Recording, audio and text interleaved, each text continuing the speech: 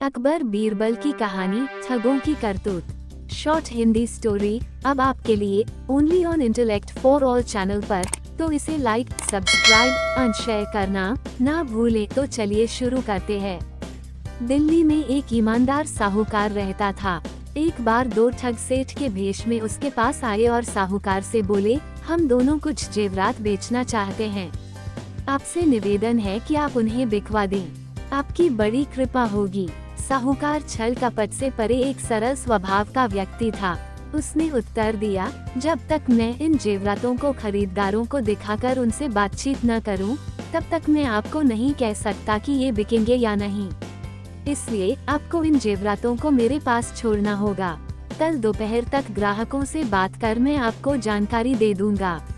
सेठ के रूप में आए ठग बोले, आप बेखटक इन जेवरातों को अपने पास रखें, पर एक बात का ध्यान रखें कि जब हम दोनों एक साथ इन जेवरातों को लेने आए, तभी इन्हें लौटाइएगा, एक के आने पर मत लौटाइएगा।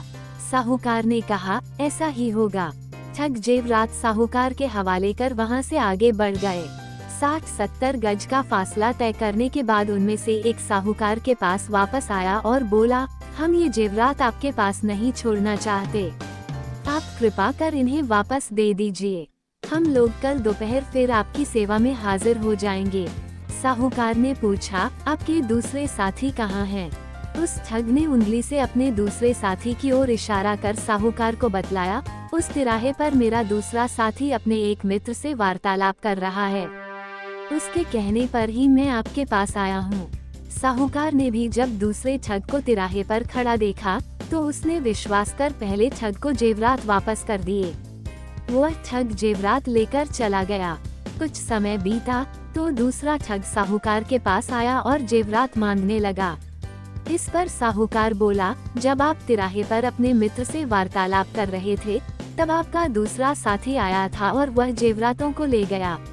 मैंने उससे आपके बारे में पूछा, तो उसने आपकी ओर इशारा कर बताया कि आपके ही कहने पर वह आया है। उसकी बातों पर विश्वास कर मैंने उसे जेवरात वापस कर दिए। ठग जेवरात लिए बिना वहां से जाने को तैयार न हुआ। वह कहने लगा, जब मैंने आपको पहले ही कहा था कि जब तक हम दोनों साथ न आए, तब तक जेवरात वापस न करना, तो फिर आपने ऐसा किया क्यों? आपने गलती की है, अब इसका फल मैं क्यों भोगूं? आपने किया है, आप भरें। साहूकार ने नम्रता पूर्वक उत्तर दिया, आप ही तो उस समय तिराहे पर खड़े थे, जब आपका दूसरा साथी जेवरात लेने आया था। ठग का मिजाज गर्म हो गया। वह तैश में आकर बोला, इससे क्या होता है? क्या मैं कहीं खड़ा नहीं हो सकता? मैंने तो उसे जेवरात लेने भेजा ही नहीं था। दोनों का वाद विवाद बढ़ता चला गया। ठग किसी तरह से भी बिना जेवरात के मानने को तैयार न था। जब उसे जेवरात वापस मिलने की उम्मीद न रही, तो वह साहूकार को धमकी देने लगा कि वो उसे बदनाम कर देगा और जेल की हवा खिलाएगा।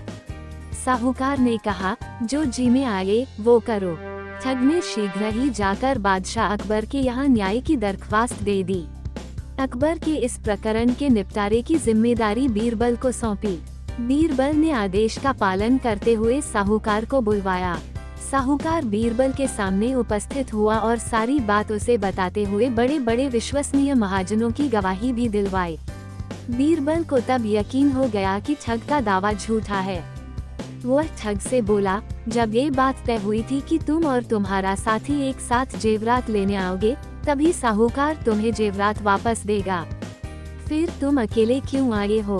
तुम्हारा दूसरा साथी कहाँ है? ठग को कोई जवाब देते नहीं बना। तब बीरबल ने साहूकार को आज्ञा दी, जाओ, जब दोनों साथ आए, तब इन्हें मेरे पास ले आना, अकेले आए तो भी लाना। ठग समझ गया कि अब उसकी कोई चालकी नहीं चलेगी।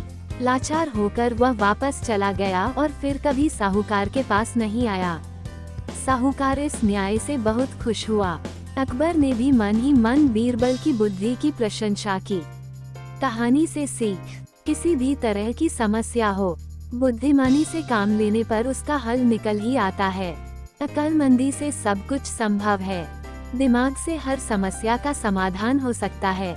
धन्यवाद।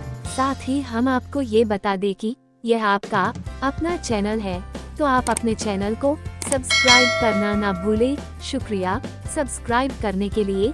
साथ ही कमेंट कर बताएं कि ये कहानी आपको कैसी लगी।